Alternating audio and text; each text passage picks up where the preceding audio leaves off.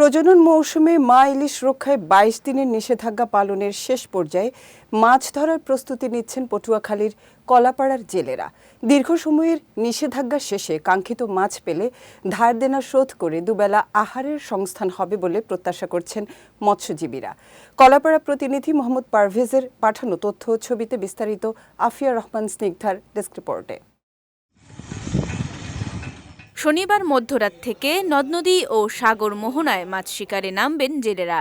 সংশ্লিষ্টদের হাঁকডাকে সরগরম হয়ে উঠবে পটুয়াখালী জেলার বিভিন্ন মাছের আড়ত, বাজার ও বন্দরগুলো।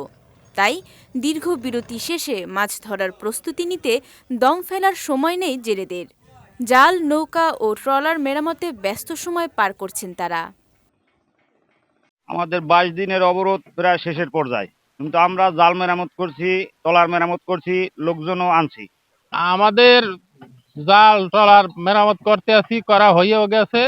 সাগরে গেলে অনেক মাছের আশা করা যায় ইনশাল্লাহ। ২২ দিন অবরোধ আমাদের শেষের পর্যায়ে। আমরা এখন সবাই মাল সামানা জিম্মে দগ করে সবকিছু রেডি। আমরা গুছাইয়ে বাজার টাজার যা আছে সব আমরা গুছাই প্রস্তুতি নিচ্ছি। অবরোধ শেষে আমরা নদীতে নামার জন্য সবাই প্রস্তুতি নিচ্ছি। আমাদের এই জাল ছাড়াইছি, ট্রলার ডক করাইছি, সব গুছাইয়ে সব প্রস্তুতি নিয়েছি, লোকজন আনছি, সব রেডি। আর অবরোধ তো শেষ পর্যায়ে, জালের কাজ করতেছি এবং অবরোধ শেষ পর্যায়ে আমাদের বোট, জাল সমস্ত কিছুই কাজ হয়ে গেছে। তবে আমরা নামবো ইনশাল্লাহ সাগরের দিকে। অবরোধ শেষ পর্যায়ে সরকারি যেটা আইন এটা আমরা মেনেই চলছি। দীর্ঘ নিষেধাজ্ঞা শেষে নৌকা ও ট্রলার নিয়ে ইলিশ শিকারে বের হবেন জেলেরা।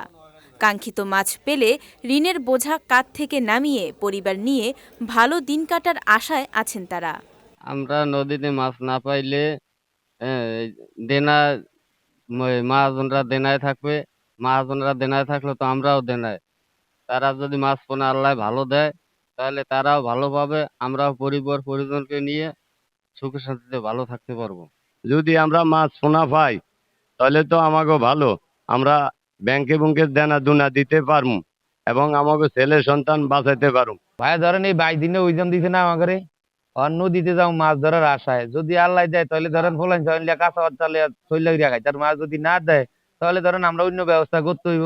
মাছ টাছ ভালো হয় তাইলে আমাদের সংসার সুখে চলবে, নাইলে মাছ টাছ না পাইলে সংসার আমাদের একটু কষ্টে যাইবে। সবাই আশা করি অনেক মাছ যেন আল্লাহ পাক দেয়, পাই, তাহলে ঋণ পেন দিয়ে আমরা মোটামুটি ভালো চলতে পারবো।